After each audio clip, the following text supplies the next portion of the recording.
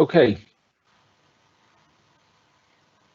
Good morning, officers. Good morning, councillor colleagues, and welcome to this first Economy and Development Select Committee of 2021. It's Thursday, the 21st of January.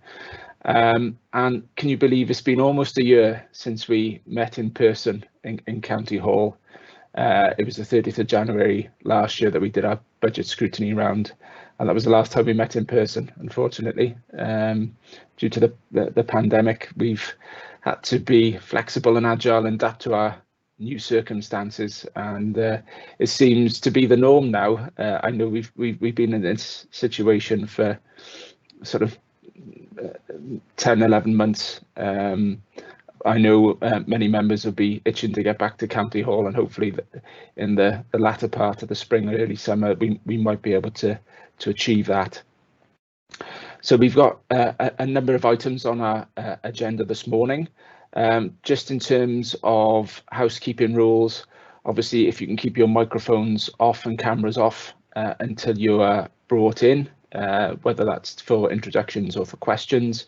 If you can keep chat in the chat bar to a minimum, because it obviously cannot be seen by members of the public who are watching in this morning.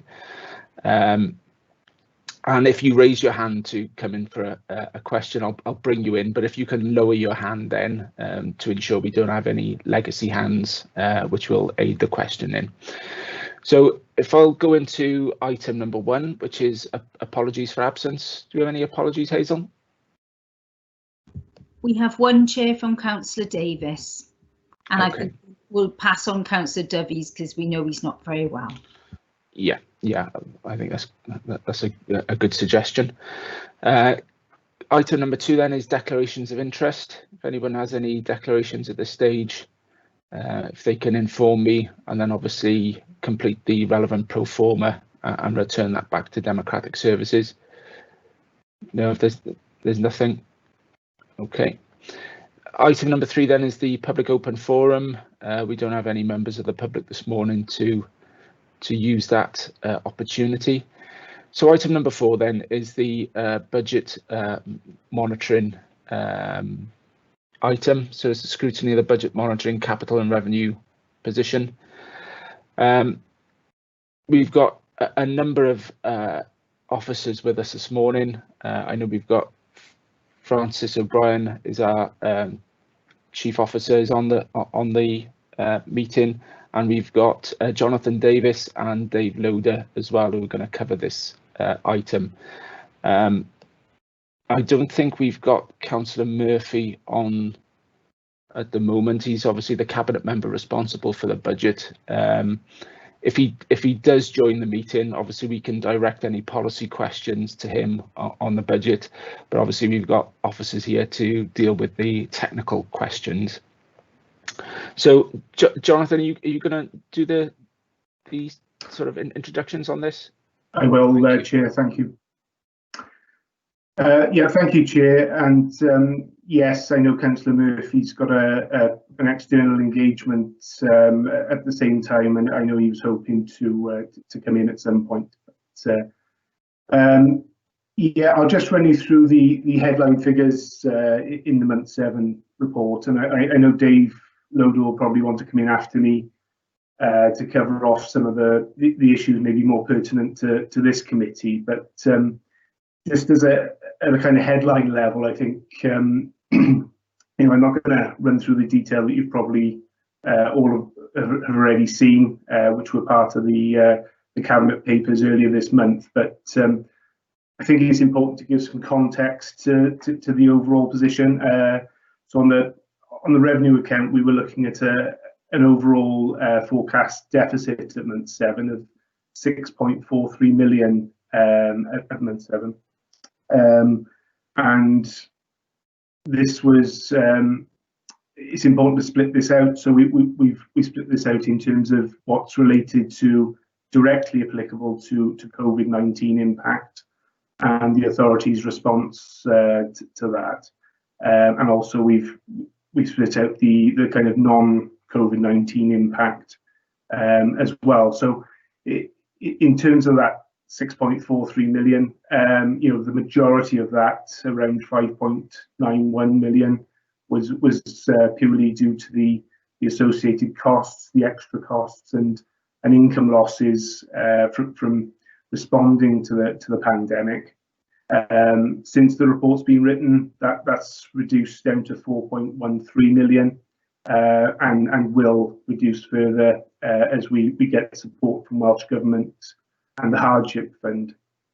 In terms of that non-COVID-19 impact, that totaled 518,000 at month 7, and that's what we're really focusing on, I guess, for the remainder of the year to kind of cover off and manage. So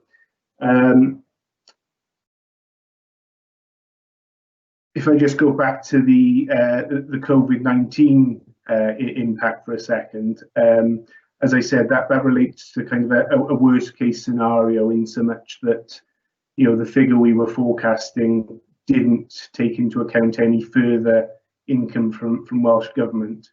I think it's fair to say, since the report was written, we're a lot more confident that those continued increases in costs and income losses are going to be met in full, certainly for this financial year.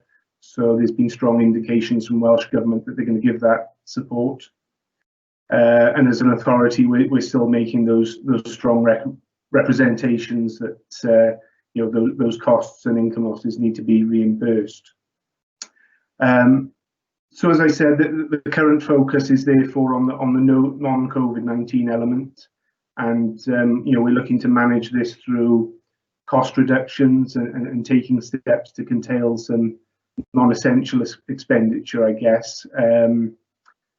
But we're conscious of the current operating environment with services and the pressures they're under, so we're trying to do that in a tactful way, I guess, as to not disrupt the response to the pandemic that's ongoing across the authority. I think, as we'll touch on later in the budget item, it's inevitable that there's going to be pressures resulting from the current financial year, and we'll have to incorporate some of those into the budget process going forward. And just lastly from me, Chair, just to touch on capital, I think unsurprisingly for members, they'll note the high level of slippage in the programme this year. Progress has been stunted by the pandemic, and for obvious reasons, the focus has been elsewhere. But for this committee specifically, I guess that slippage relates to the Commercial Investment Fund, which progress with has been curtailed due to the impact of the pandemic, and the focus really is on kind of managing those existing investments at the moment and waiting to see how the economy and markets develop. So, Chair, that's probably it from me on month 7, but I know Dave will probably want to come in just to go through some specifics. So thanks, Chair. Thanks, Jonathan. David, do you want to come in to focus on some of the aspects around enterprise? Yep. Yes, thank you, Chair. Thank you, John. Good morning, everybody. So, as John said, I'm here to concentrate more on the services that relate to this select committee. Let me just check my notes. So, those specific services are on a separate appendix on the report, on the papers that you've had, which is Appendix 3. One little thing that I did notice, whilst we were splitting up the directorate reports into the different select committees, we did leave some services within this report that actually doesn't come under it. Those were highways, waste and homelessness. So the figures that I am quoting will actually exclude those areas. Right, so in summary, as a portfolio, we have forecasted £2.379 million overspend. Of that, 2.849 is COVID related, which is lost income, and we're actually seeing a £470,000 underspend on non-COVID related issues. So the COVID related, briefly, the main services impacted by COVID is non-life. We're seeing a 1.853 million income loss. That's split between leisure, attractions, countryside and outdoor ed. Planning, we've seen a £294,000 income loss in planning and building control. We're seeing £50,000 of lost income in renovation grants in housing. Landlord services, we're seeing or reporting a £345,000 rental loss on commercial investments, but we're also seeing income loss in markets of £130,000, and also registrars, we're reporting £177,000 income loss within that service. As John mentioned, we're expecting all of this to be covered off by Welsh Government funding. We are submitting monthly hardship returns, expenditure returns. We're submitting quarterly income loss returns, and we've also obviously benefit from furlough income as well. So non-COVID related, as I mentioned, we're actually seeing a £470,000 underspend across the portfolio regarding non-COVID related issues. That is split between unders and overspends. So some of the areas where we are seeing underspends on non-COVID related issues is 50,000 in business growth and enterprise, and that's predominantly down to staff vacancies or staff savings caused by vacant posts, or by us being able to transfer costs to capital or grant. Planning and building control, we are seeing a £95,000 saving in staff vacancies and a reduction in professional fees. In planning policy, we've seen a total £175,000 underspend. That's mainly down to us transferring costs across the capitalisation directive, and also predicting an underspend on professional fees due to the delay of the LDP. Non-life is actually staff vacancies across the piece on non-life of £218,000. That's predominantly in youth and community and museums and attractions. And in landlord services, we're seeing staff savings in property services of £102,000. We're predicting £100,000 underspend in accommodation. Obviously, due to the limited use of our buildings and offices at the moment, we are seeing underspends coming through on utilities and maintenance costs. We've seen £97,000 underspend into sustainability and solar farm. We are hitting our income targets on that, but we're also seeing a reduction in maintenance costs. And also in Castlegate, we've actually been in receipt of some tenant loan repayments that were not factored in previously. So we've seen a £73,000 improvement in that area. Like I said, on the non-COVID stuff, it is split between underspends and overspends. So if I just quickly go through the main overspend issues that we have. So landlord services, we built into the MTFP for this financial year a £200,000 saving. That was to do with additional income because we were planning to invest in more properties. Obviously that hasn't happened now this year, so there's a £200,000 pressure on the budget. We also assumed in the States that we put a budget saving of £100,000 of income for the setting up of a development company. That hasn't got off the ground yet, so there's another budget burden there, although that particular one has been offset by staff vacancies of £45,000. We're seeing a £38,000 overspend in cemeteries. That's mainly down to additional maintenance work on trees and boundary walls, and we're seeing a £30,000 increase in cost in markets as our waste disposal costs have increased. And then in our future Monmouthshire service, there was £112,000 worth of corporate agency and travel savings built into the budget. I wouldn't say these have been unachievable, but I think the actual savings are contained in other directorate budgets. So it's shown as an overspend in this area, but there should be corresponding underspends elsewhere within the authority. but that 112 has been offset by staff savings of £30,000 as we are recovering costs of a member of staff who's been seconded to Welsh Government. As John mentioned, some of these overspends will actually come up as a budget pressure in the MTFP 21-22 MTFP that we'll be discussing later. And then in capital, as John mentioned, it's predominantly slippage. The services within this area are forecasting to come in on budget, but there are a large amount of slippage. There is a large amount of slippage surrounding the asset investment fund of 18 million, and also County Hall J block of just over £500,000. So next steps, I suppose, for finance, we're in the process of putting together the month 9 outturn, which obviously will report to members in due course. We are continuing to work with our budget managers to ensure that all non-essential spend is stopped.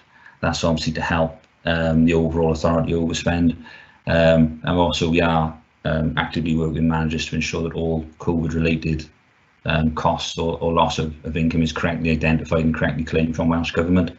So that's probably a good place to start. So we're happy to field any questions. Thank you. Thanks, Dave. Thanks for covering that detail off. Before I bring in members, Francis, as Chief Officer, is there anything you want to say at this stage? Morning, everybody. Just to add to what Dave and John have gone through, obviously the enterprise portfolio does sit across a number of select committees, but the department has really seen and noticed the impact of a loss of income due to COVID, which is presented within the pack of papers, and it has really drawn our attention to how reliant we are upon that income in terms of maintaining services. As you can imagine, across the whole portfolio, we've had to bring in additional resources, additional staff to deal with the pandemic, and that's also been reflected in the pressures we've identified. So it's been and continues to be quite a complex financial year for us, and I'm sure we'll discuss it in a little bit more detail with regards to the future budget as well, but happy to take any questions, and if there's anything that I need to field back to the team, then I can always bring those questions and answers back to you. Thank you. That's great. Thanks, Francis. I've got Councillor Roden first. If you can introduce yourselves when I bring you in, just in terms of your ward area, just for obviously for the live stream, and then we'll go from there. Okay. So, Councillor Roden. Thank you, Chair. Councillor Richard Roden, representing Dixton with Osbaston in Monmouth and member of this committee. One of the questions that I had in mind listening to the presentations is the element that is non-COVID related. I think it's about £518,000 of expenditure. I saw somewhere in the report that some of the savings in this area couldn't be implemented because staff had moved into COVID related roles. I just wondered if you could explain a little bit about how you actually determine what's COVID related expenditure and non-COVID related expenditure, and see if there's any areas where more grants could be claimed for COVID and reduce the non-COVID element. Okay, thank you. Chair, I don't mind coming back on that one. Yeah, thanks, Councillor, for the question and the points there. Yeah, I mean, Dave will support me on this. It's quite a complex task to kind of separate out, you know, the definition of what relates to COVID and non-COVID. We do have, you know, some stipulations and rules from Welsh Government, and you know, those costs and income losses have to be you know, directly attributable to our response to the pandemic.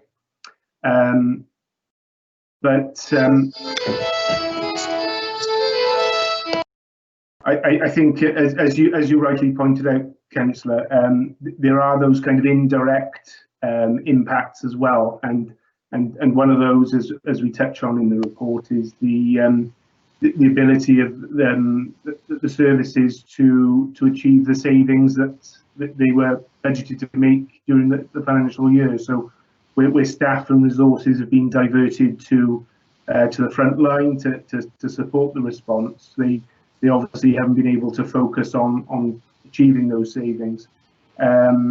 We're currently drawing up the month 9 report, and at the moment, I think services are budgeted to make just over £4 million worth of service efficiencies, and the estimate at the moment, or the forecast, is that 732,000 of those won't be able to be achieved. So that's an automatic pressure on the budget for this year and continuing into the next. But just lastly, touching upon that additional support that's available, we are following up with Welsh Assembly where alternative grants and support is available, and you'll know full well about the support for businesses and such like that. We're passporting relief through from Welsh Government, but there also will be some grants in the areas of arts and other cultural areas as well, and I'm sure I'm probably missing a few, but there are quite a few other avenues to go down to support those additional costs and income losses where we can. Okay, thank you very much for that, and I'd like to. Richard, you've just gone. Yeah. You've just put yourself on mute. There we are. Okay, thanks. Just like to congratulate you on the efforts that you're putting in, and to thank you for all that you're doing at the moment. Okay, thank you very much. Thanks, Councillor. Thanks, Councillor Roden. Do you have any other questions from councillors? I've obviously got a few, but if there's anyone who wants to come in at the stage, if not, I'll ask some questions. No, okay, I'll ask some of my questions then. Obviously, the big factor in terms of cost pressures within this portfolio area is the income loss of Mon-Life in particular. I mean, you obviously highlighted the planning income loss as well, but Mon-Life is a sizable one, and there's obviously a number of challenges there, particularly with the leisure services. We've seen. I think the figure was something like 3,000 people have obviously put their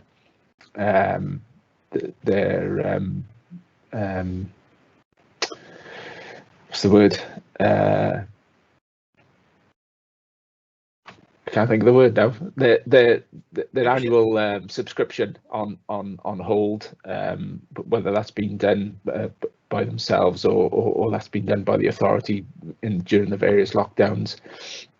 And then you've got a sizable proportion who've either not renewed their subscription or sort of withdrawn their membership. And I suppose looking forward is trying to understand what the recovery strategy for Mon-Life looks like in terms of leisure. I don't know, Francis, is this something you've started to look at? I know it's, we're still in the middle of a pandemic, and it may be hard to see or foresee when this is going to come to an end, but what are the sort of early building blocks really in terms of recovery and recovering that position?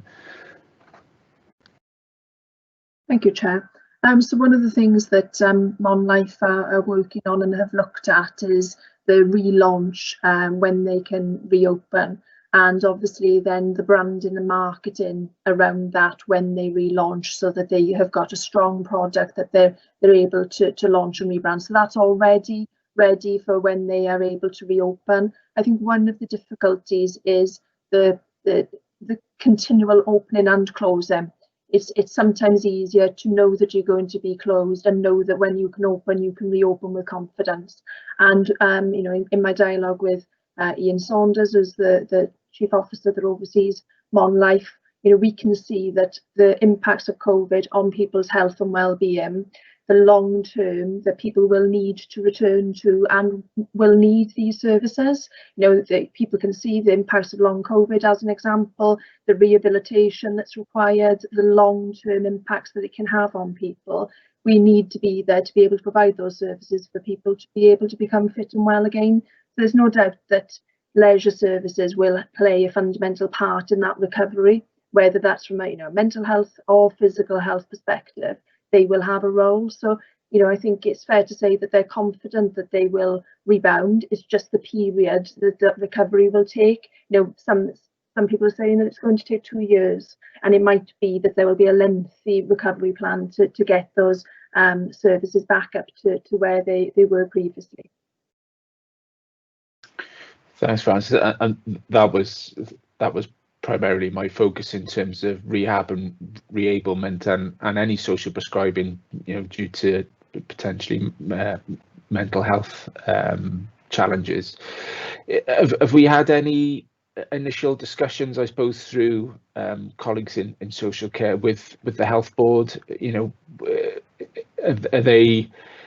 Are they sort of mapping a picture of what that might look like, particularly those who've got post-COVID syndrome who are going to need that specific one-to-one rehab work? I just wondered if any discussions have taken place with the health board, because primarily it'll be seen as a health resourced issue. I know there'd obviously be elements for social care to pick up in terms of reablement as well, but it's obviously an important health related matter, and it shouldn't predominantly fall on the shoulders of local government. So it's important that those discussions are had at an early stage. Completely agree, Chair. I think that's an important point, is the role that we can provide and the role that we can actually have an impact, and whether that's through facilitating through our community support network, or whether that's through on-life services. Ian and the team have been working closely with children's services and our colleagues in CYP as well around the role that outdoor education can play in the future, and what that can do to facilitate alternative learning and also alternative provision, now that learning outdoors is being very much a key focus as well. So lots of opportunities for the services and the service areas, and it's working in sort of a networked way that needs to be one of our key focuses going forward as well. Thanks, Francis. Any colleagues want to come in at this stage, or I'll carry on with my questions? No, I can't see anyone coming in, so I'll ask. The next question is on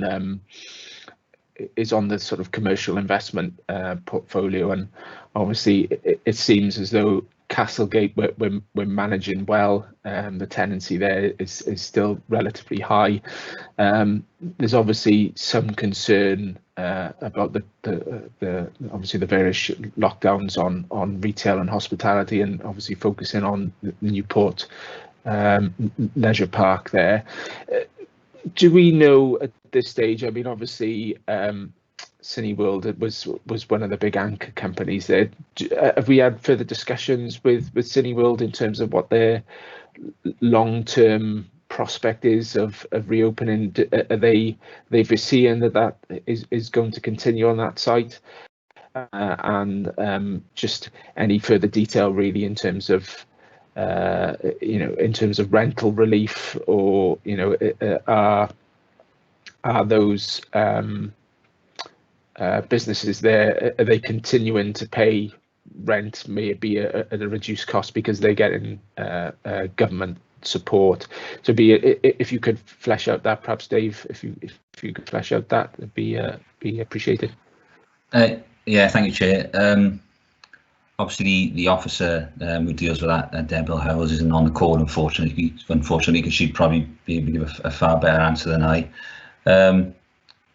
You are right, at Newport Leisure Park, we are experiencing issues with that site, because obviously it's predominantly retail and leisure. we are claiming any income loss from Welsh Government on the quarterly returns. Regarding Cineworld, I'm just trying to recall a conversation that I had with Deb. I don't think she has been meeting with them. I think she met them last week. From the conversations, I don't think there's any immediate risk of any problems going forward regarding them staying on the site. Probably that's all I can answer on that, actually, Chair. Okay, thanks, Dave. In terms of evaluation criteria, and just going back to the report here on page 10, 5.2, and I think it was something that Jonathan touched on in terms of having that increased over the last sort of few weeks. You've had that increased level of comfort or assurance from Welsh Government that additional COVID-related costs will be paid. What sort of level of assurance is that? Sort of civil servant to civil servant, or we had sort of ministerial assurance? Just be interested to understand what has increased your level of comfort that those COVID costs are going to be reimbursed. Yeah, thank you, Chair. I think the main points that have been coming through from Welsh Government, they made a significant announcement at the back end of the autumn with a further support package, which included local government and the associated hardship fund. That certainly gave us some additional confidence that the additional expenditure and income losses would be covered, and through our leaders' conversations with Welsh Government and the forums he sits on, and also with civil servants there in Welsh Government, we expect that to go through towards the end of the financial year. And the real focus for us now, I guess, in terms of planning is what that looks like and what that support looks like as we move past the end of March. So the pandemic isn't just going to halt at the end of March and everything will be rosy. So we need to plan for that and get some certainty, I guess, about how that support fund is going to look as we move into the new financial year, and how it may fall away then as we hopefully recover. So to answer your point, Chair, yes, I think that confidence has increased as we've gone through the year and had those conversations with Welsh Government, and like I say, that significant package that was announced at the back end of the autumn. Okay, thanks, Jonathan. I know we've got Councillor Phil Murphy is the cabinet member responsible for the budget, has joined us. Welcome, Phil. Before I bring in some other councillors, is there anything you want to say at this stage? I know you've started the consultation round on the budget, but is there anything specific you want to touch on before I bring in councillors for questions?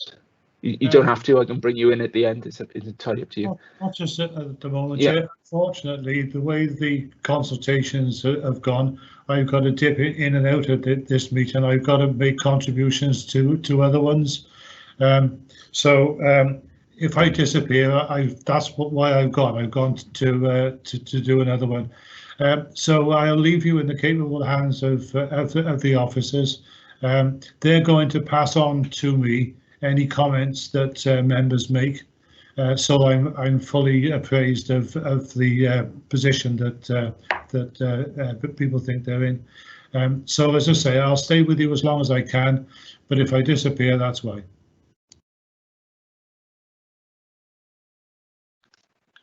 Okay, thanks, Phil. I'm going to bring Councillor Roden back in now because he wants to ask an additional question. Councillor Roden. Thank you, Chair. I'm curious to know if other avenues have been looked at for selling things that we can actually sell, such as things in museums. We have things that we sell to the public when they enter museums. We probably have things at other areas within the council that we sell to the public. When retailers have been faced with COVID-19 restrictions, they've often gone online, and I don't know if that's feasible for us.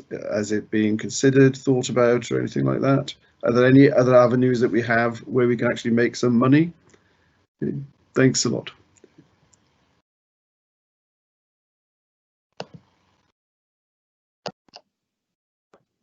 Hi, Chair. I think I can pick up some of the response on that. The amount of income that we make from the small sort of sales at the tourist information centres and museums is quite minimal, as in it's not, significant in comparison to the income we make from, say, the leisure centre direct debit run, as an example.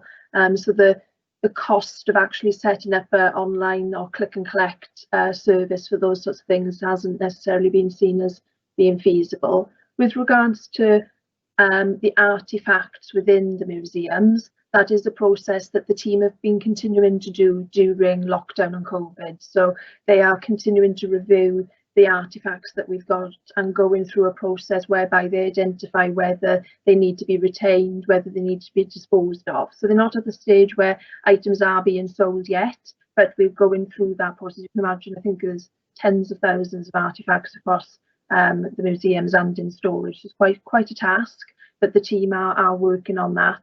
And the team have also got a funding stream from the Heritage Lottery Fund to look at the stories, the key stories that need to be told in the museum. So that also helps in identifying, excuse me, the items that we want to have on display. So that's all a piece of work that has been able to continue in the background whilst we've been dealing with the pandemic.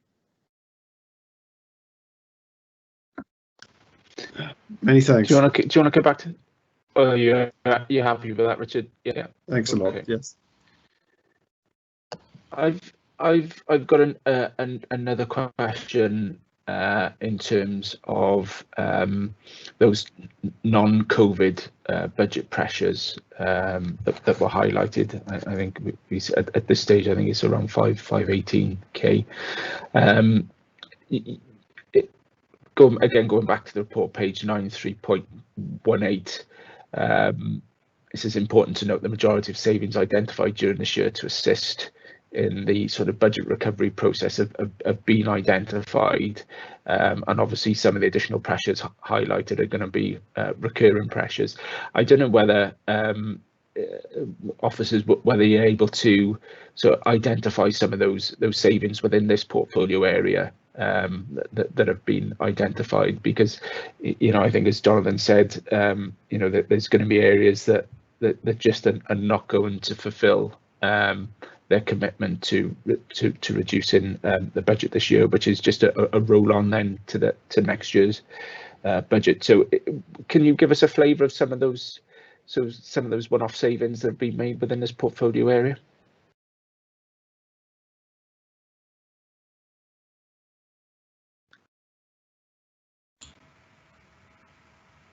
I don't know, Dave, whether you can cover those off specifically. I know we will cover some of those off later in the budget item, but I know there are some details in Appendix 3, Dave, on there.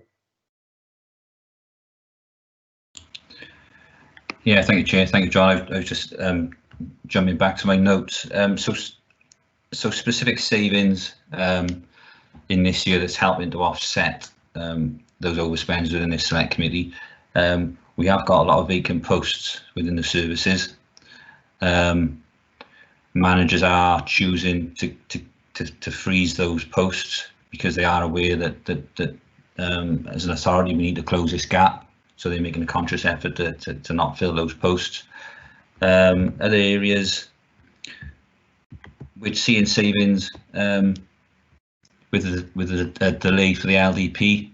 So we budgeted professional and specialist fees this financial year. Obviously, because of the delay, we haven't got to spend that. And we're also pushing costs to the capitalisation directive as well. So there's some LDP costs going to the capitalisation directive, and there is I think there's some collaboration costs as well coming out of business growth and enterprise, which is producing a staff saving. So yeah, so it's predominantly staff and capitalisation directive that's driving those underspends. Okay.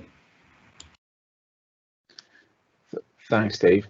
So I suppose a question to Francis to follow on in terms of those sort of staff freezes. What potential impact is that going to have on future service provision within this portfolio area? I know we've been thus far, despite various budget settlements, I know we've had an improved settlement this year, and we'll sort of touch on that in the next item. But we've always been reliant on making it in budget savings, and we've been conscious as an authority that we don't want to cut any services, and we haven't thus far. But I'm just wondering, having so many staff freezes in key areas, is that going to impact service? Thank you, Chair. Yes, we're really starting to notice the impacts now, whether that's because of increased demand and our inability to respond perhaps as we would wish to our customers. If you just take planning as an example, making sure that we are able to respond on time and within the parameters that we try to set is starting to really affect us. Within the highways department, as an example, we've had significant grant funded programs and significant projects, which is fantastic, but it then means that our ability to deliver is limited, or we're struggling because we haven't then filled those vacant posts. There's always a juggling act. There's always a judgment calling whether we should fill them or shouldn't fill them. And when we come on to the next budget item on the agenda, we can discuss that perhaps in a little bit more detail about what we're proposing for additional staffing. But we are now at the point that we do need to fill those positions, and we can't continue to freeze them because we are starting to see a detrimental impact on our ability to deliver against key priorities. Okay, thanks, Francis. Are there any other questions on this item? Otherwise, I'll sum up and then we can move on to the budget scrutiny piece. No. Okay, it's clearly been a hugely difficult year financially for the authority. Significant impact of the pandemic is biting in all areas, but particularly this portfolio area of enterprise and the impact on One Life and other areas like planning. As Councillor Roden said, a huge congratulations really for all officers, just for everything you've done, and you're continuing to plug away. I hope that the assurances that you've been given from Welsh Government do materialise, because that is going to be critical for us moving forward. Okay, so if we then go on to item 5, which is budget scrutiny and the scrutiny of the budget proposals for next financial year 2021-22. Jonathan, are you going to kick us off on this? Yeah. Yes, thanks, Chair. I've got a set of slides which I'll, if you're happy for me to bring on screen, I'll run through those, Chair. If you just give me 2 seconds.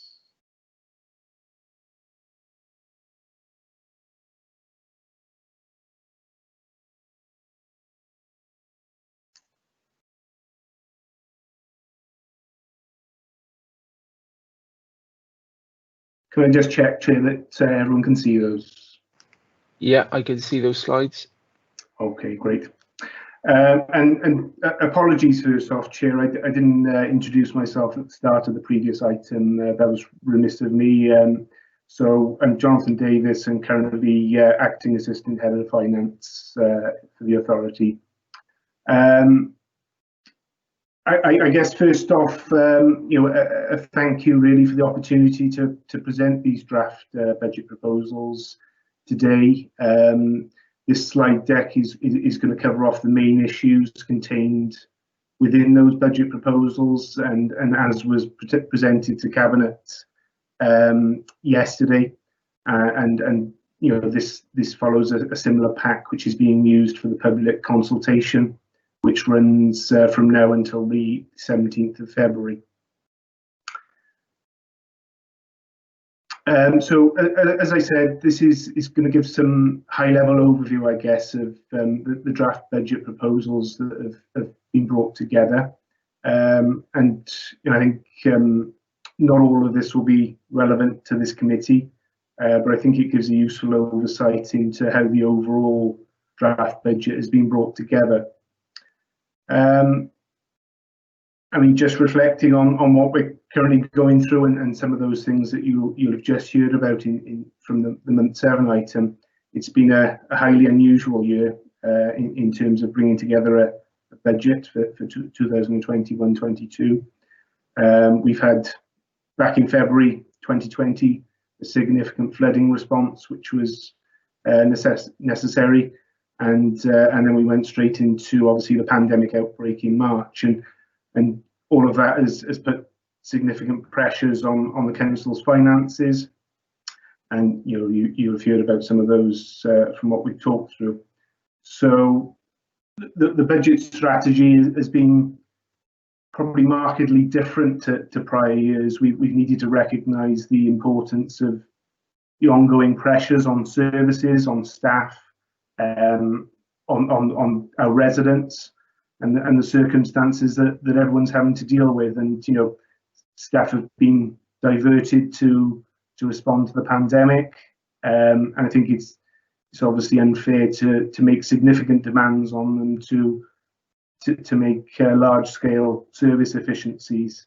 So we've had to balance that kind of picture, really, and you know, balance that financial strain on the council with those circumstances we're facing.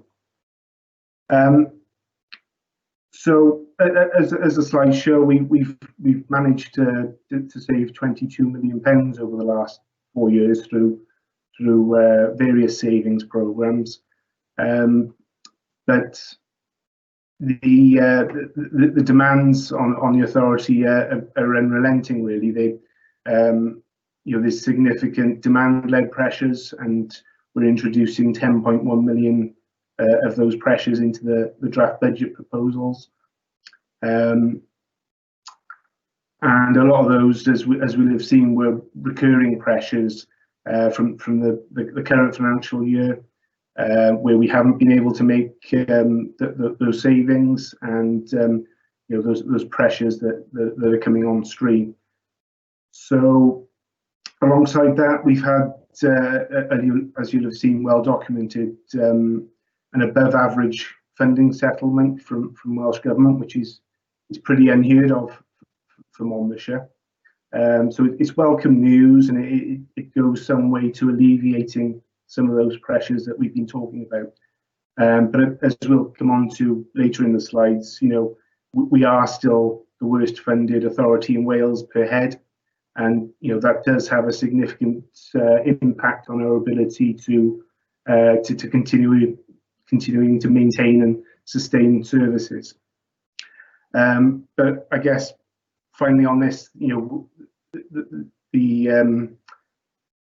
the target within these draft budget proposals is to continue to support the priorities of the council, and obviously those set out in the current winter COVID-19 plan, which you'll have seen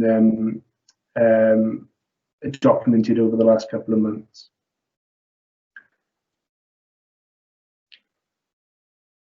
So as I said, you know, a truly unprecedented year, and you know, those demands coming through. We've seen costs continue to rise with you know, our aging population, increased demand on core services, and I guess resident expectations that continue and you know, will probably transform as we recover from the pandemic, and you know, there'll be different expectations on us and different demands. And we've also had you know, contract inflation and legislative changes that we've had to deal with. We continue to need to invest in the future of services, and you know, those, as I mentioned, those are going to have to reshape and redesign as we look forward. You know, as we recover from the pandemic, you know, it's hard to look forward at the moment, you know, given where we are. But you know, you can imagine that as the economy recovers, service demands will change, travel will change, and our town centres may look a lot different, you know, given what the demands of residents may be. As I mentioned, insufficient funding. Well, we've had an just above average settlements from Welsh Government provisionally, but it does remain insufficient to cover all of those service pressures. So, you know, we've got a careful balance to make between our core funding of grant, council tax, and reserves, and we'll come on to that. But you know, we are going to support the budget with a one-off use of reserves that is within the draft budget proposals of, I think, 750,000. That's a one-off. It's not sustainable long term. Our reserves are at a comparatively low level compared to other Welsh authorities. So, you know, we're recognising within the proposals, I guess, that, you know, this is an unprecedented year, and you know, we need to support the budget where possible. And I think finally on this, you know, we need to acknowledge that we need to maintain and sustain services. We don't want them to fall away, because you know, once they fall away, it's really hard to get them back. And you know, the focus within these proposals is to recognise that we do need to support more than ever this year. You know, the maintaining those key service deliveries.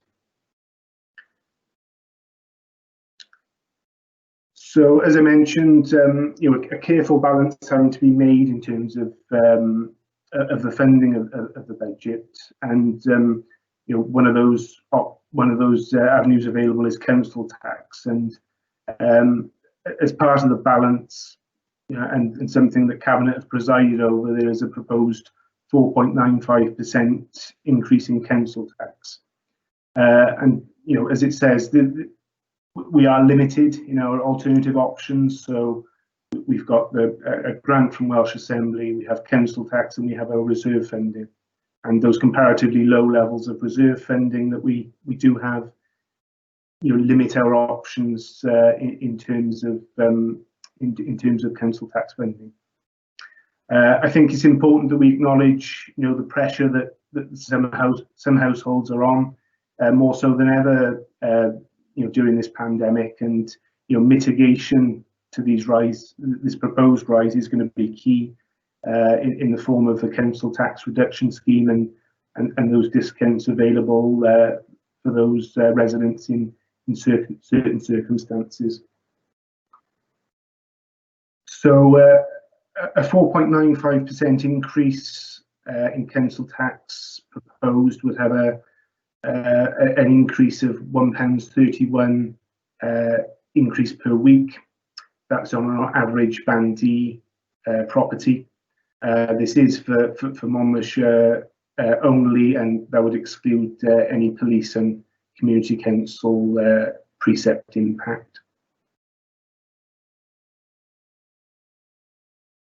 So a couple of slides here, just kind of giving a flavour of you know, how our funding sits compared to those authorities across Wales. And as we can see here, with a proposed increase of 4.95%, we would sit in the middle of the pack, I guess, in terms of our Band D council tax equivalent, with a Band D rate of £1,380.76. The slide here, I guess, gives some comparison to the two ends of the extreme here. So this shows chargeable dwellings for council tax and the relative bands, and shows the distortion really in terms of Monmouthshire. So the total amount of council tax raised in Monmouthshire is higher because we have the most significant number of properties in the Band D to I range compared to the other side of the extreme in Blaen y Gwent. So that means that Monmouthshire has the highest percentage of council tax as a proportion of overall funding across Wales. So in terms of the provisional settlement from Welsh Government, we received that on the 22nd of December, which was quite late on, and that's what's necessitated, I guess, a little bit of the delay in getting these draft proposals together and out for consultation. As I mentioned earlier, we saw a 3.9% increase in core funding from Welsh Government, just above the All Wales average, and this is obviously very welcomed. It's the first time I think I've been here about 16 or 17 years now. It's the first time that I've heard us been above average in terms of settlement, so it's obviously very welcomed and goes somewhat towards covering off some of those pressures we're facing. But as I mentioned, we still remain the worst funded authority in Wales per head, and I'll show that a little bit later on. But what that means is that there's still risks for us, I guess, as we look towards covering off all of those budgetary pressures. So one of those key risks, I guess, that to highlight for members is the pay award and how that's going to play through. So for clarity, we're currently modelling a 1% pay award within the proposals. So any increase above that would see a pressure then for our final budget proposals in March. You'll have seen from the announcements from the Chancellor and from Welsh Government that they've been firm that they won't be funding any pay award within their settlement. So we have to be mindful of that risk as we move towards the final budget proposals. There are a couple of further things, I guess, to mention on the settlement from Welsh Government. The specific grants have yet to be finalised, and those schedules haven't been published yet. And we're pushing Welsh Government for information on those, because it has quite a significant impact on our areas of budget, and it may release funding that we can utilise in the final budget proposals. On the capital side, capital funding settlement from Welsh Government has been broadly maintained, and again, that's welcomed and goes towards supporting the core capital programme that we have.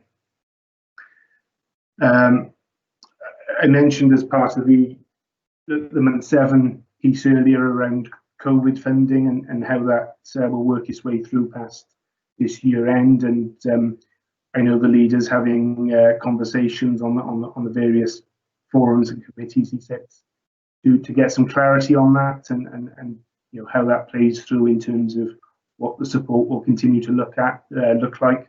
But I guess we're awaiting further publication of what support is going to be in place.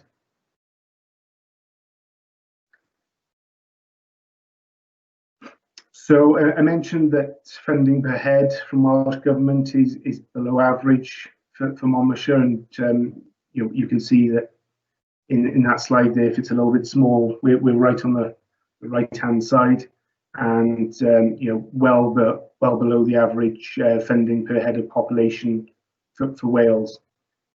What that does mean is that Monmouthshire has to raise a higher level of its funding from council tax, and that sits at 34.4% against the Welsh average of 23%.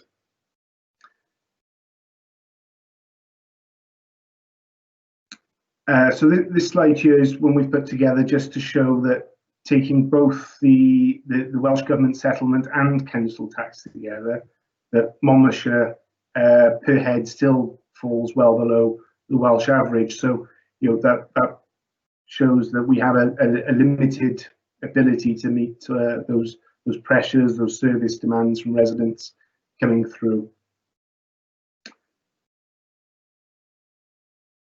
So one of the key slides here for members, covers off the priorities, I guess, for these draft budget proposals. So, it's important to note that we're recognising in full all pay and pension related spending pressures in schools. So we're maintaining the picture there. And we are recognising the increasing demands, and they are increasing as we move through the pandemic as well, on children's and adult social services and children with additional learning needs. One of the other key areas is and the pandemic has just heightened this, is responding to the needs of the homeless, and that strategy is developing, and we're looking to maintain investment in that, to ensure that response is appropriate. As I've touched on, there is limited scope for frontline services to make efficiency savings.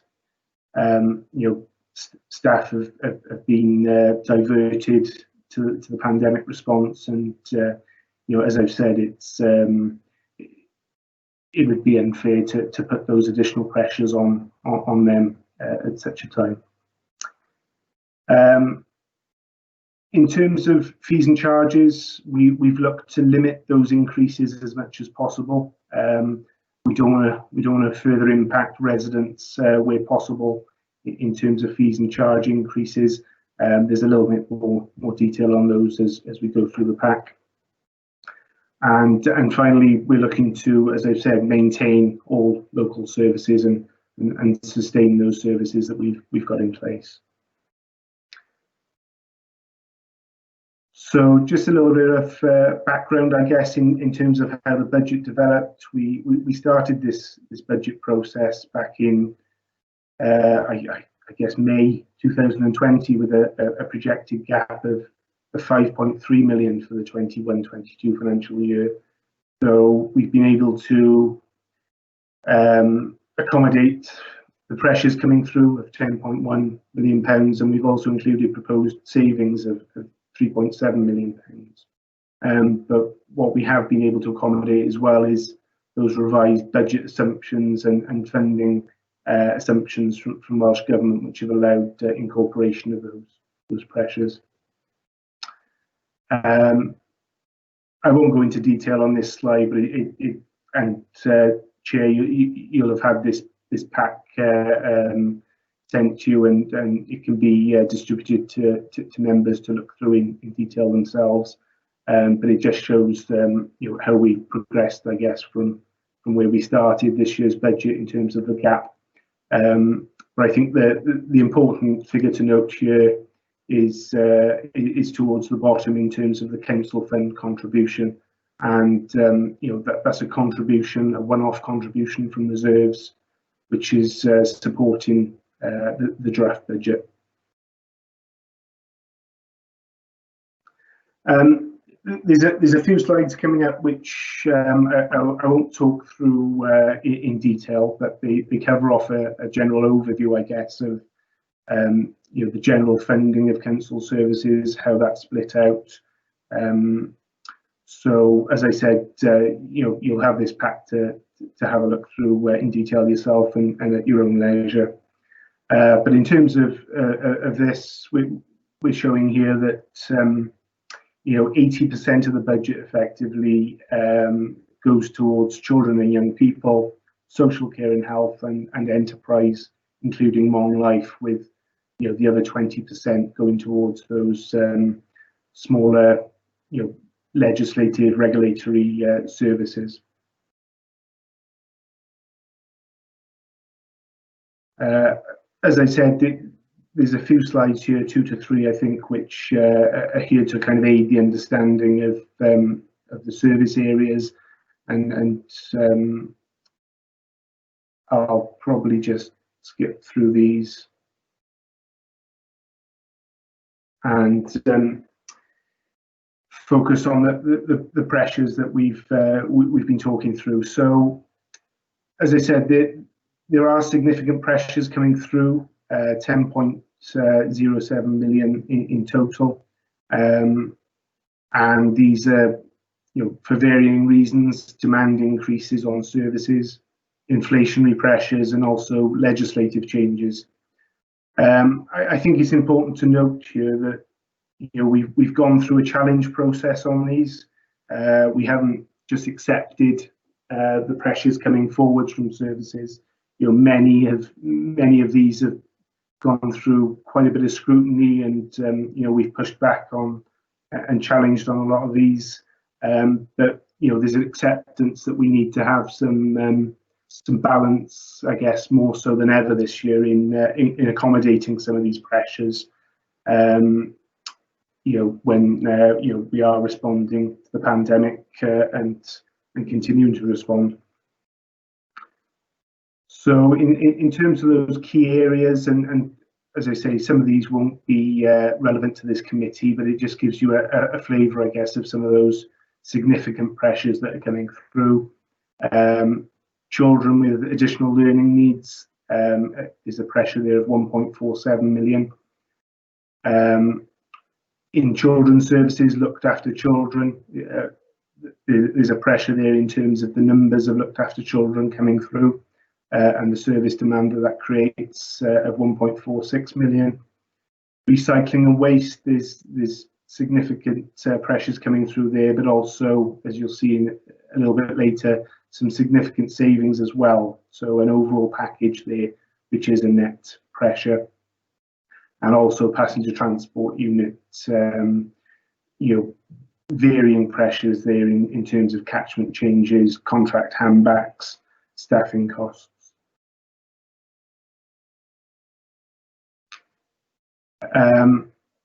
I guess, as you'd expect, we're seeing significant pressures within adult social care, uplifts in fees for care providers.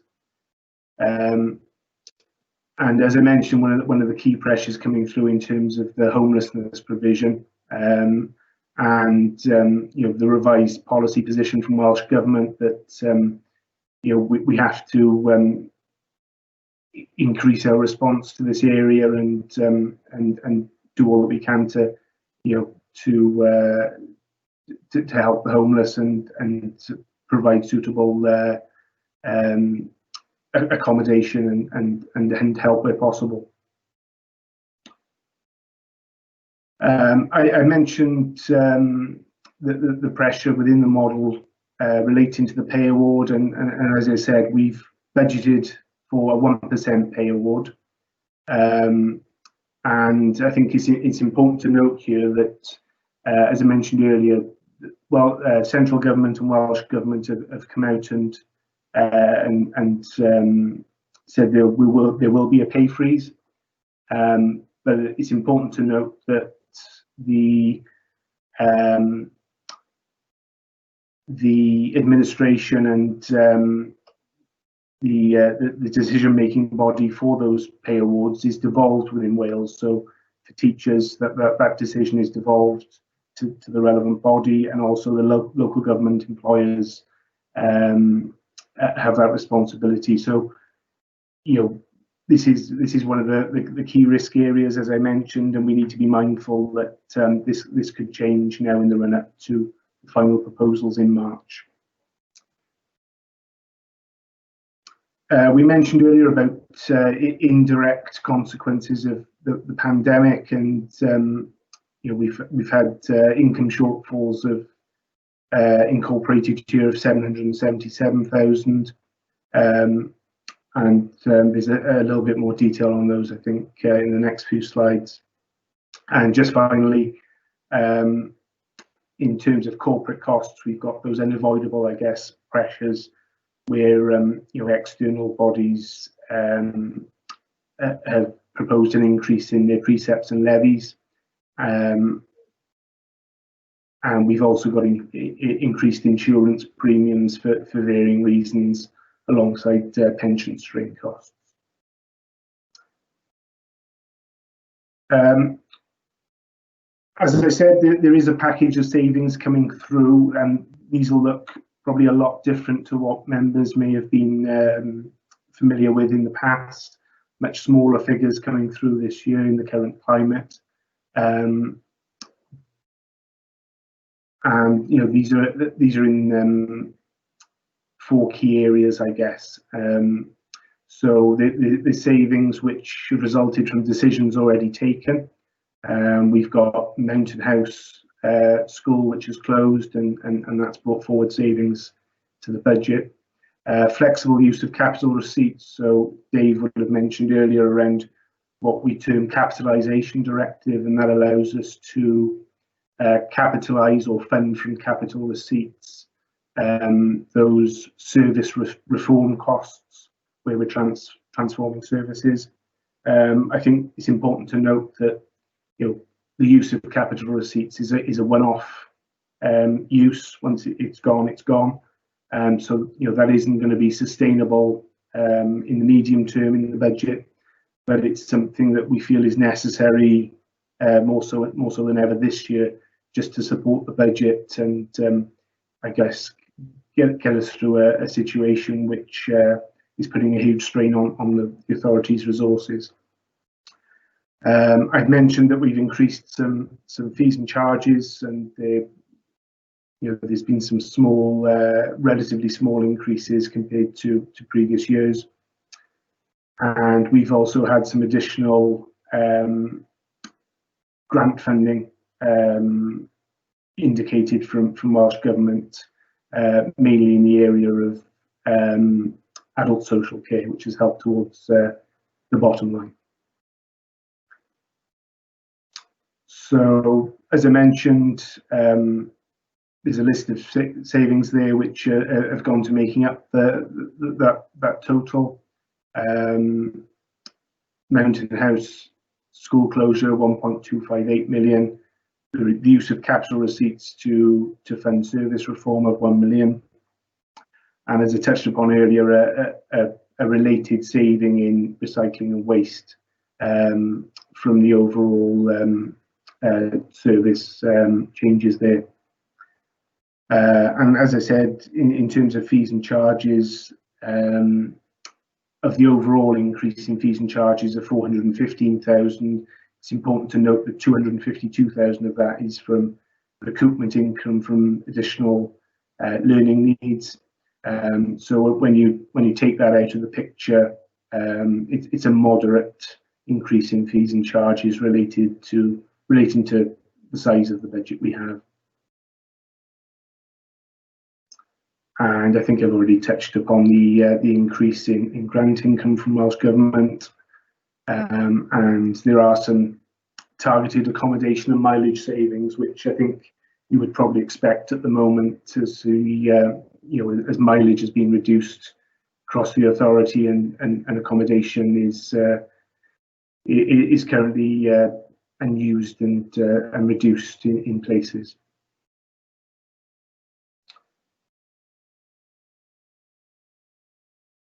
In terms of the impact of the budget proposals, and I think we're talking here mainly around the wellbeing and future generation considerations. Helpfully, our performance team have produced an overall assessment, and that's available as part of the budget papers that went to Cabinet yesterday. And that looks at the kind of mitigations that we touched upon earlier in terms of the increase in council tax, the proposed increase to 4.95%, what those mitigations could look like in terms of the council tax reduction scheme, and those households which are eligible for reductions in council tax. And alongside that, in terms of fees and charges, we have got means tested and caps on some of those charges. Just touching upon the draft budget for capital and our commitments going forward. obviously the ongoing commitment to fund the Future Schools programme, and the case being developed for the Abergavenny 3 to 19 school, and obviously Chepstow Comprehensive to follow in Band C. For this committee, specifically the ongoing commitment to the Cardiff Capital Region City deal, and that commitment continues within the budget proposals. And as we've touched upon earlier, we're reviewing, I guess, our commercial risk appetite, and we'll need to review that as we recover from the pandemic. Taking into account what the economy is going to look like, and what the service demands are going to look like across the various markets and portfolios. In terms of 7View Care Home, just to note that isn't specifically in the budget proposals going forward, but that is a significant project that's going to slip forward from the current financial year and going to have to be delivered on as we move into 2021-22. So investment has been maintained to support the core programme in terms of property maintenance, infrastructure maintenance and highways. Disabled facilities grants is being maintained at 900,000 and access for all 250,000. And as we've touched upon already, we are supporting the revenue programme with a one-off use of capital receipts of £1 million. So there's a full list here, which these are the kind of the capital budget pressures and considerations which currently sit outside the capital programme, and officers have brought forward this list to kind of demonstrate the pressures, I guess, on the capital programme going forward. There's a full list here of those considerations. I'm not going to go through them in detail, but I think it's important that members note that these pressures are unfunded currently, and we will need to make some consideration of these over the medium term.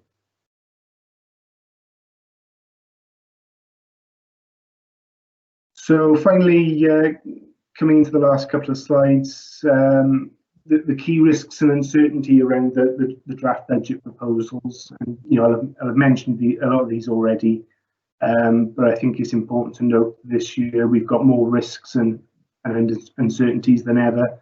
And we need to be aware of these as we move towards the final budget proposals in March.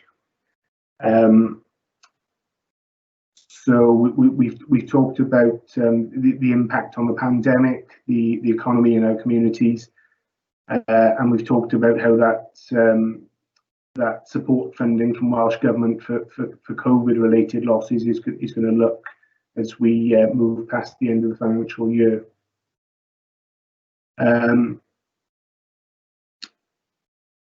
I think I highlighted earlier around the key risk of the pay award and any movement in that, and that can have a significant further pressure on the authority. So we're continuing to monitor developments on that front as we move towards final budget.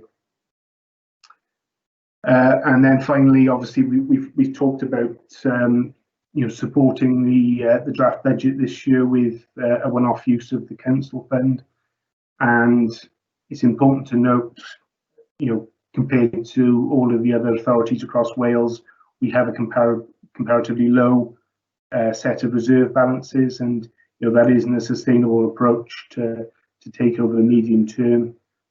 So as we move through into next year and beyond, we need to be mindful of that and the approach that we're going to be taking.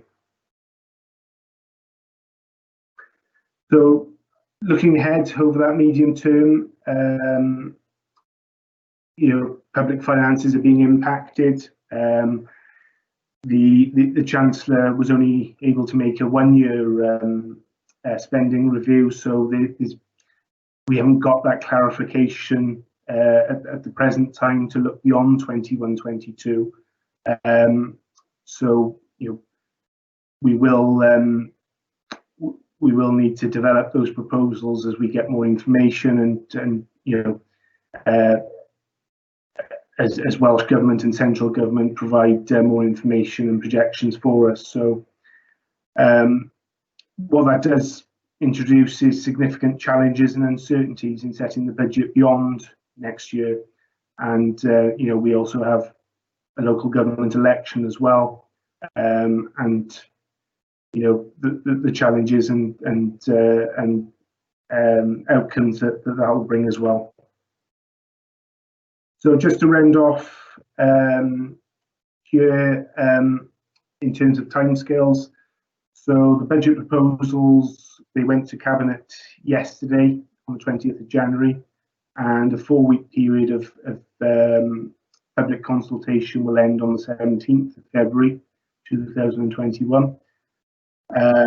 The final budget will then be taken to Cabinet on the 3rd of March, and following that, council tax setting and budget will go to the 11th of March council meeting, and that is actually the last date that we are able to approve the budget under our regulations currently.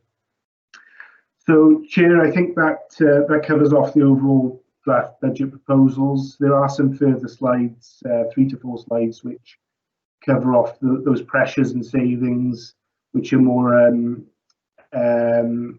which are more pertinent to this committee. So I know Dave Loder's looking to go through those with you. So I can hand over to him if you think appropriate, Chair. Yeah, sorry, yeah. John, can I come in? Is it easier for you to keep sharing this presentation on the screen? I'll just go through the slides. Yeah, that's fine. Yeah. Okay. Thank you, Chair. Yeah, so I've attempted to isolate the pressures and savings that relate to this select committee. You'll see as a reference down the left-hand side that equates to a more detailed mandate that are in the budget pack. So if you need to refer to in more detail, there's a reference for you to find.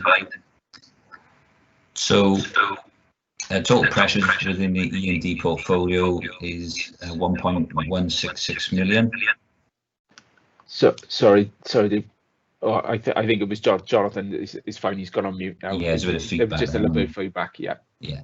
So 1.166 million total pressures. That's about 11% of the overall total of the authority.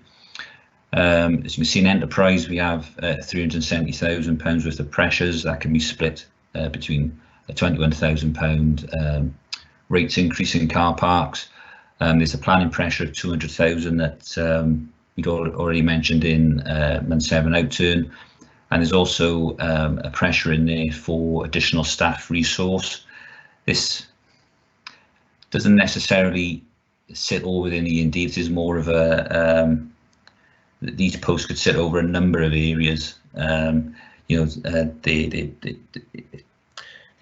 a lack of resource in project management officers.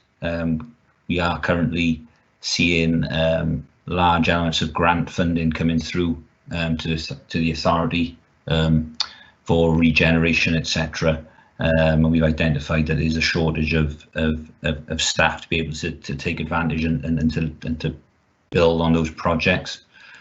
So we put an additional pressure in of £149,000 for 3 additional posts. Moving on to Mon-Life, total pressures of 353. You can see here that's split down between an income loss at Shire Hall of around £70,000. The museum, with the museum transferring to the Shire Hall, is obviously an expected loss of income from events and weddings, etc. You see they put a pressure in for an achievable vacancy factor against frontline services. Now, our budgets are built up to include a 2% vacancy factor on salaries, and that's meant to reflect on when someone maybe leaves their job, there is a delay in replacing that post. So there tends to be 1 month or 2 months a saving of a salary. That's okay when it's maybe office-based staff. When it's frontline services, obviously in leisure centres they need a fixed amount of staff to be able to run the centre. So if they've got someone who's left or someone who was off, they obviously have to bring in agency to cover. We have 124,000 in for unbudgeted pay award. Now that's to do with last year we only built in 1% pay award into the budget, whereas we now know that it was actually this year was 2.75%. So there's an inbuilt pressure on the staffing budget. And then they've also put in 53,000 for inflation on contract and energy.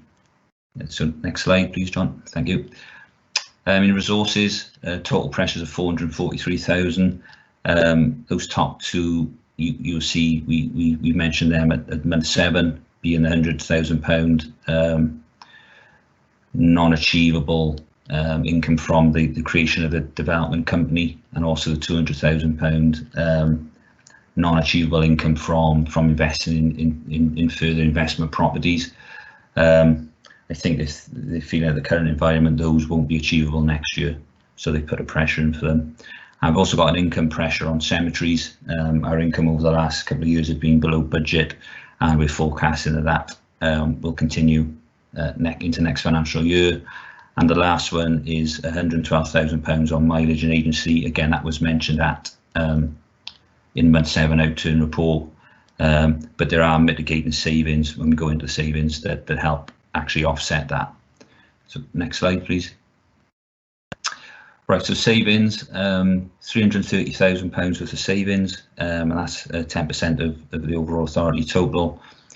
Within enterprise, there's a £62,000 saving to do with staffing. So we have actually had some in-year staff restructure savings that we can realise next year, and they're going to freeze a senior LDP officer's post until 23-24, obviously due to the delay in the LDP.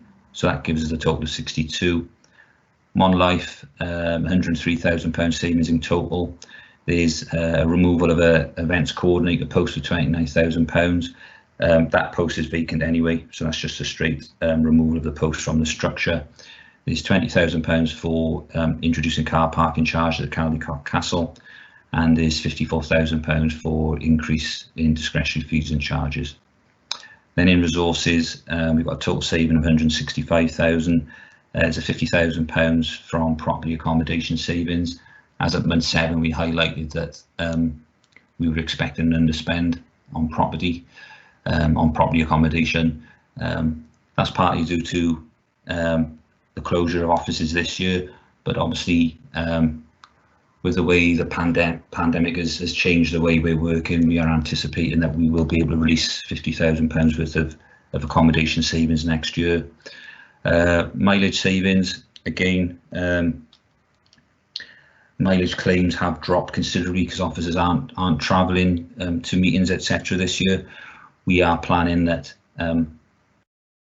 that change will hopefully continue in part next year as well.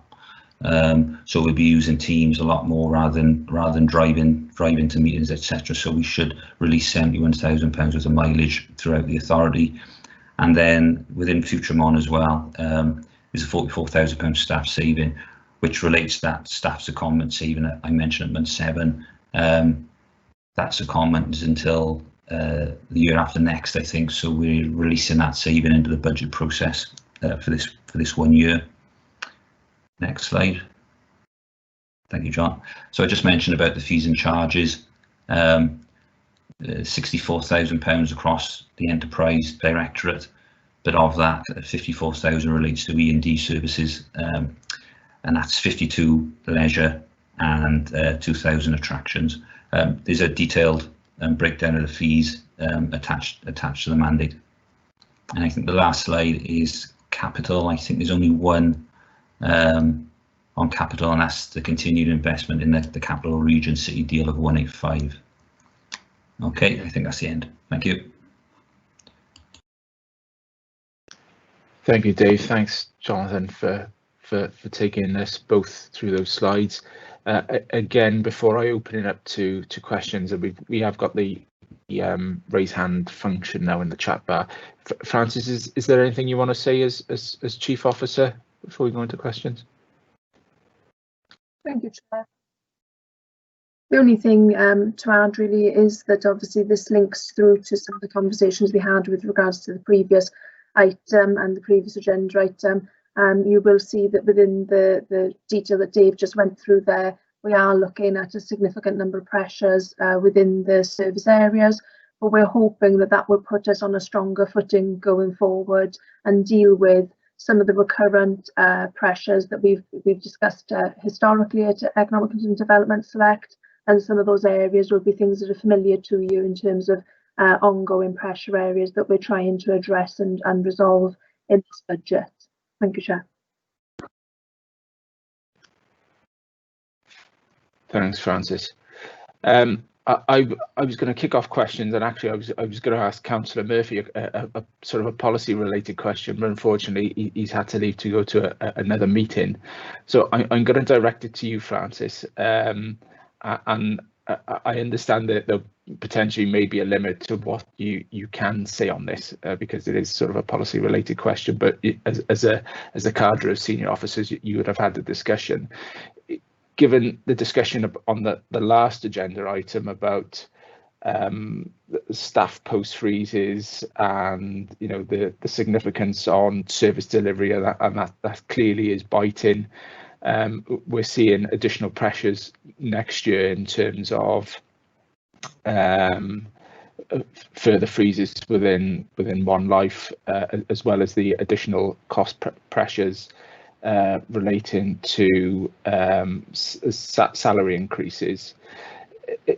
Is it a sustainable position now to say that as an authority we're going to continue delivering our full suite of services that we've said we that we're going to deliver? Is that a realistic and sustainable position moving forward, given this specific really challenging position despite COVID, really challenging position moving forward? Is that realistic? Thank you, Chair. I think that's a really valid point and question, because you can start to see that some of the services we are going to have to consider whether they will be sustainable long term or whether they can be delivered in a different way.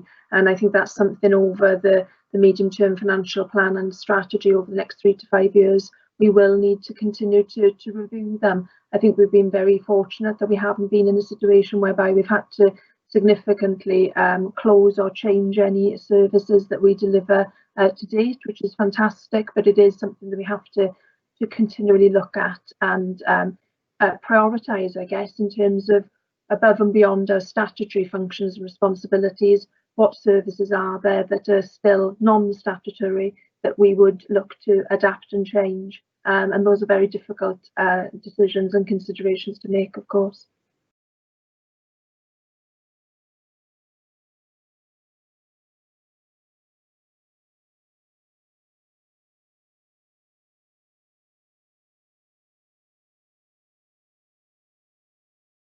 Chair, I think you're still on mute.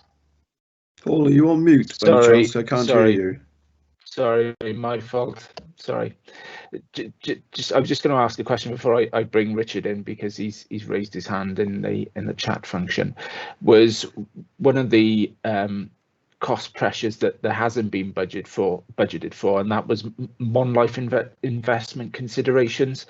Are you able to, Francis? Are you able to sort of flesh that out a little bit more and give us a flavour of what those considerations are, please?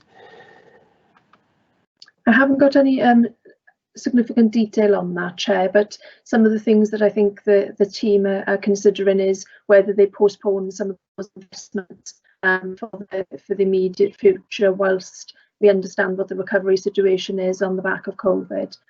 John, I don't know whether you were able to provide a little bit more detail on that, please. Thank you.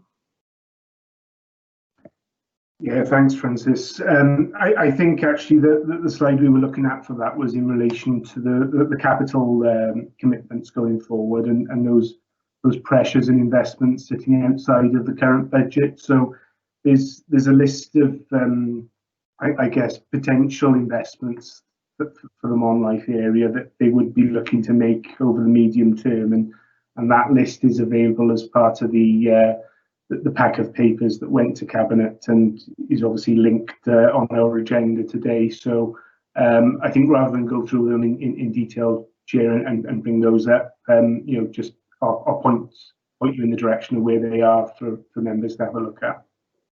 No, that's fine. That's probably sort of Caldecott Leisure Centre refurb and refurb to Chepstow, etc. No, that's fine. You've covered that off. I'll bring in Councillor Roden because he's got his hand up first. Councillor Roden. Thank you, Paul. The Welsh Government settlement this year has been more generous than we've ever seen in this council, and Jonathan said it's the best position in 16 years that he's been here.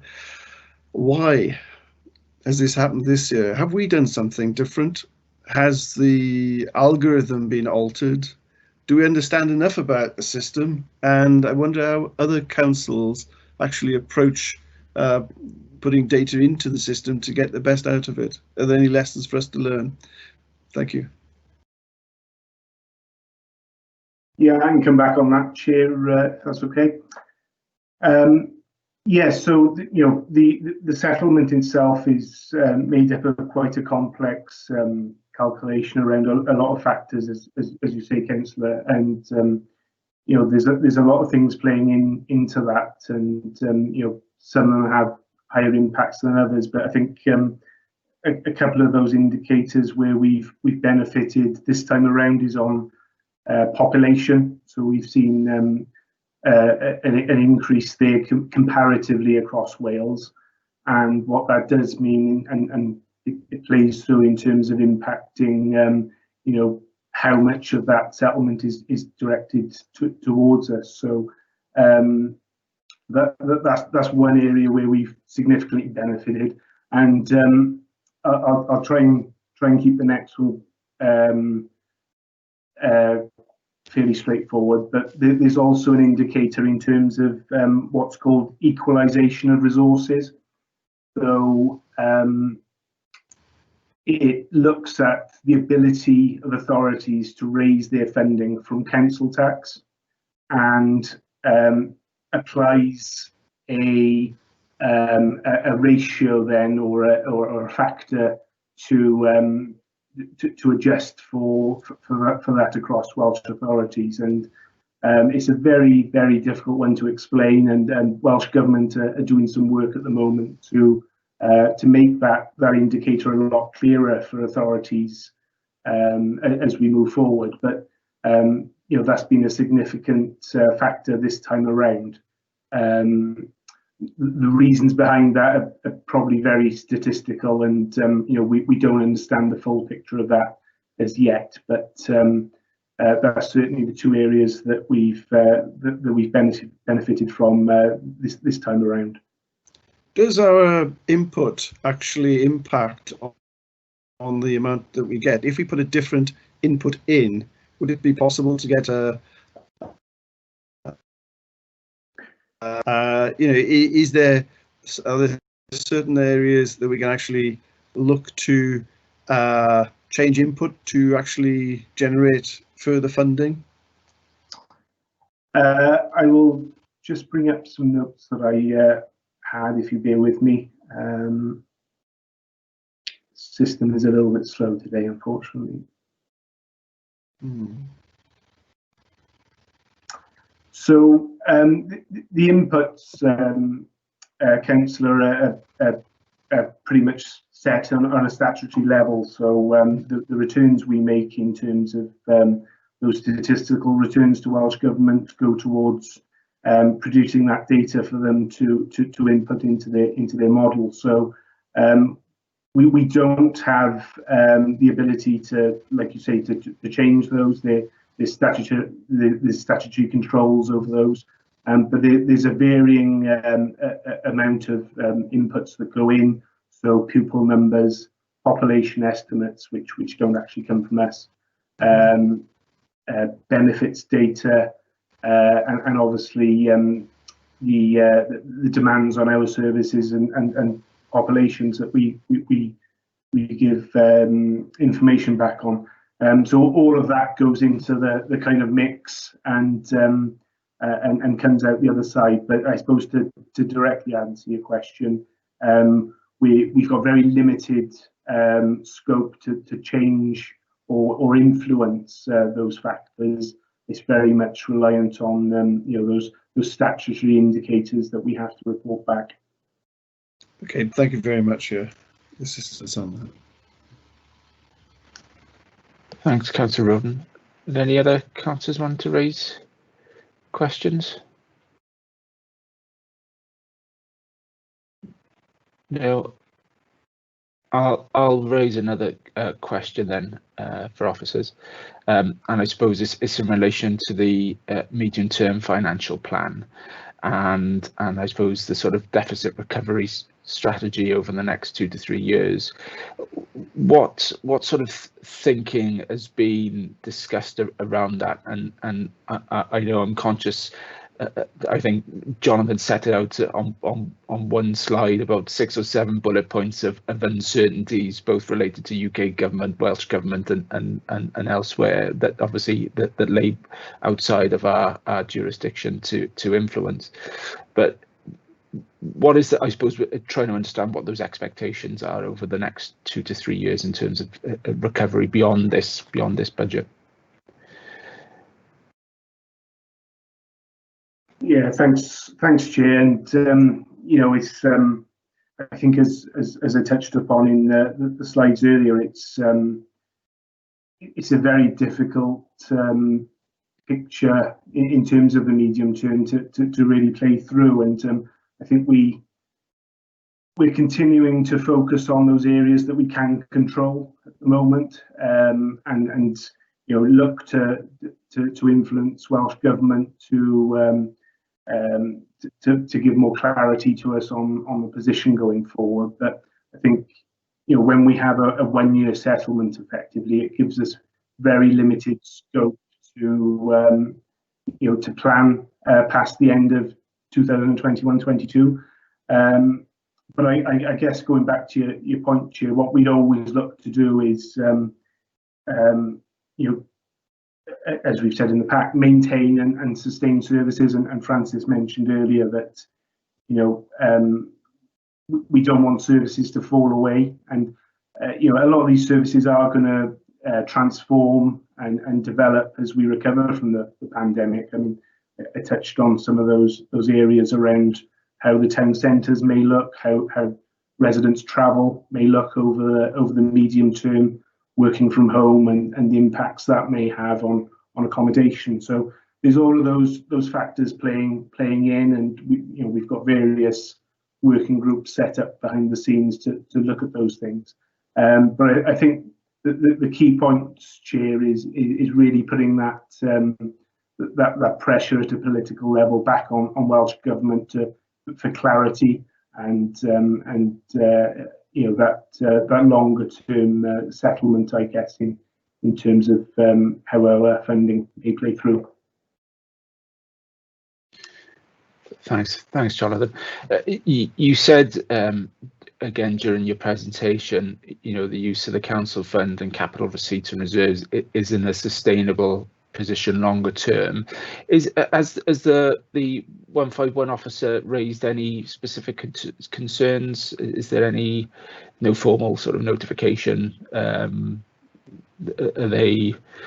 I don't know the current 151 officer is. That's remiss of me, to be honest. But have any sort of concerns been raised really about the general drawdown of reserves? Because we only have a small reserve as an authority to compare to others in terms of usable reserves and in terms of earmark reserves. But have there been any specific concerns within this budget round raised by the officer? Yeah, thanks, Chair. And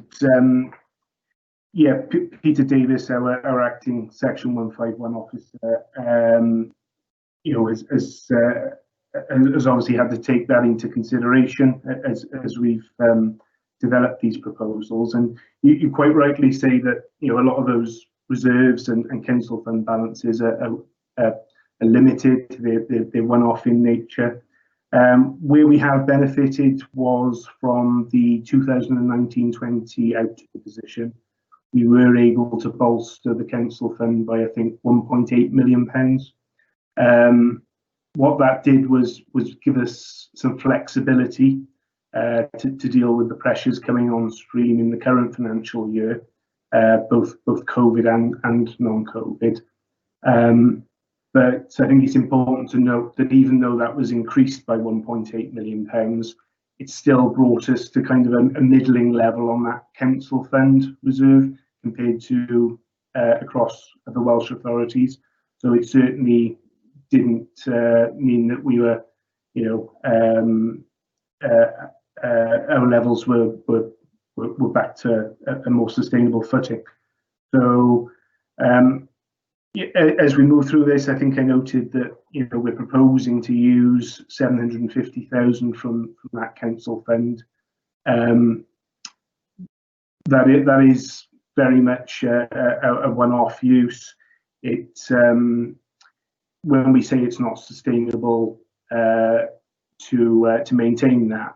If we use it and we don't then top up that reserve at the year end, it's just a continual cycle of a reduction in those balances, and gives us limited opportunities to support the budget when our only other viable options of funding those priorities are council tax and Welsh Government settlement. And as we've seen per head across Wales, we still are right at the bottom end of that funding. So I think that's probably covers those things. Sure. Thanks, Jonathan. Are there any other members that want to ask questions at this stage? No, I can't see any further hands up. So we'll look to sort of summarise. Obviously, moving on from item 4 to item 5, the linkage here in terms of COVID costs, not necessarily expenditure costs, but impact on income, which has had a significant impact on budget planning going forward, and obviously the various levels of uncertainty in relation to the UK government and Welsh government in terms of their budget proposals moving forward is a challenge for us to sort of map out what the next 2 or 3 years are going to look like financially. There's no specific recommendation in terms of this item. We can make recommendations as a committee. We may potentially as a committee want to respond to the consultation as a committee. I don't know whether or not that's something that the councillors might think could be a useful way forward. I know obviously Phil was here for the previous item and some of item number 5, but I'm sure he'll pick up the recording and any feedback from officers that we have in terms of questions. Hazel, is there any guidance you want to give us on this in terms of a response back? Is it something that we could do in terms of a committee responding to the consultation formally? Chair, we can pick up the points that you've raised today, and we can draft sort of a chair's conclusion that we can give to Councillor Murphy ahead of the minutes being finalised. We can do that. Okay, that's fine. Thank you then. Thanks, officers, for your input over the last 2 items. Really helpful. And obviously, we hope the public consultation process goes well. Despite the pandemic, I hope there's a significant amount of public engagement on this budget round. It really is important to have public input and public buy-in into what we are doing as an authority with what is their money as council taxpayers. So thank you very much. If we move on then to the next item, I'm just going to draw it up on my screen. That's item number 6 then. That's the Economy and Development Select Committee Forward Work Plan. You can see we've got an array of LDP workshops over the next few weeks that have been mapped in. Obviously really important that we continue to engage in them. I have to say the format, the evening format, has been working really well. The level of engagement has been fantastic, not just from this committee but from other members as well. Obviously we are the host committee, but it's been great to have so many other members join us for those workshops. The only two items I think that need to be included, I think on the previous minutes we did say that we wanted to have procurement there within that list that we need to go back on and to look back on in terms of work that we have progressed thus far. And obviously because of the pandemic it has been put on a back burner, but it's something that we'll need to pick up later this year. And the other thing is the Cardiff Capital region scrutiny work. Obviously I sit on the joint overview scrutiny committee on behalf of the authority, so I do feedback to you as members on that, but it has been some time since we've heard from the programme director Kelly Byrne. Obviously that the pandemic has impacted that scrutiny work as well, so I think it might be pertinent to have Kelly factored in at some point, maybe in the early spring, to come and speak to us, because we're just at the point now of the gateway review in April, so it's a really important marker for taking that programme forward. So I think to hear from Kelly would be really useful. And sorry, there's another item, obviously as a joint working committee with Stronger Communities. We've been started to look at the car park review. That has been put on hold temporarily because of pressures of this third wave of the pandemic, and because of flooding pressures for highways officers over the Christmas and New Year period.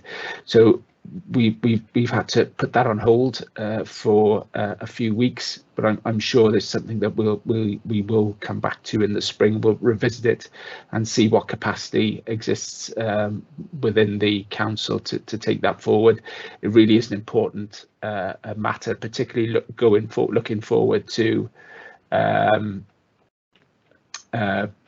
recovery and how we recover our town centres, and I know next year is undoubtedly be a huge year, both for tourism and for bringing not just residents but visitors into the county to visit, to spend, and to start the economic recovery. So car parking is a key element of that, and I know that particularly locally in Chepstow, there's a lot of discussion about the impact of car parks on the high street. So it's something that can't be parked for too long. It does need to be addressed, but I understand the pressures that are on council and on officers at the minute to take that work forward in detail. And Hazel's just reminded me, do we want to look at flooding as well? Would that come under our remit? I don't know. Yes, I think so, Chair. You've previously considered the consultation response to the Senedd inquiry that was back. Yes, it was back towards the end. Yes, it was. Yeah. But I think it might be worth calling in some external partners to sort of raise some issues with them around maintenance of culverts and that sort of thing. Yeah. Okay. Let's put that on the planner as well then, Hazel, and potentially look to get in Natural Resources Wales and maybe Welsh Government officials to address some of that. I mean, I know we've been, as an authority, put on a flooding footing over the last few days. I don't know what impact has occurred. Hopefully nothing too serious. You know, the impact around Christmas time was bad enough, following, you know, a really sizable impact last year. But yeah, happy to put that on the planner. Is there anything else from councillors you feel that needs to be on that forward work planner? No, are you happy with what we've got thus far? I think there's plenty there. It's just when we re-engage. I'm happy with it, Chair. At the moment, there's a lot on there. Yeah. It's just understanding when we re-engage at the right times. You know, given the capacity constraints, but you know, scrutiny still needs to continue, and you know, we still need to delve down on some of these issues in detail. So that is an important I would factor. say, Chair, that we're at capacity really, for certainly from my point of view. Anything else that I can think of, I think is far less important what's already there. Yeah, I would like us maybe to look at, as part of that water thing, the possibilities of using heat exchange in our rivers to lower our carbon footprint, but that might be something that goes to a climate committee instead. We'll have to look at, you know, how that works. So, but yes. Okay. Thanks, Councillor Becker. Thank you. Okay, if we're happy, then we can move on to item 7, which is the Cabinet and Council work plan. You see, obviously, plan for the next year or so. There's obviously key items that are coming to Cabinet. You know, if there's anything there you feel that needs to be addressed as part of our remit as a committee, let me know, and we can do that. We can bring that in as an item for scrutiny on the next agenda. Item 8 then is to confirm the minutes of the previous meeting. Are we all happy with the minutes? Does anyone want to propose minutes? Happy to propose acceptance, Chair. Yeah, and Councillor Roden, you got a seconder for that? I'll second that, Chair. Yeah, okay, thanks, Councillor Becker. It's really helpful. So we've passed those then as accurate reflection of the last meeting. So question 9, item number 9 then is the next meeting. And that's scheduled for Thursday, the 25th of February at 10 o'clock. Obviously, we'll have our pre-meeting at 9:30. But obviously, just to point out again on the planner that we've got those LDP workshops scheduled in over the next few weeks. So our next one is on the 26th of February, and that's on employment. So make sure that is firmly in your diaries. So can I just thank everyone for their attendance and participation this morning, and I look forward to seeing you next time. Thanks very much. Thanks, Chair, and thanks to the officers as well.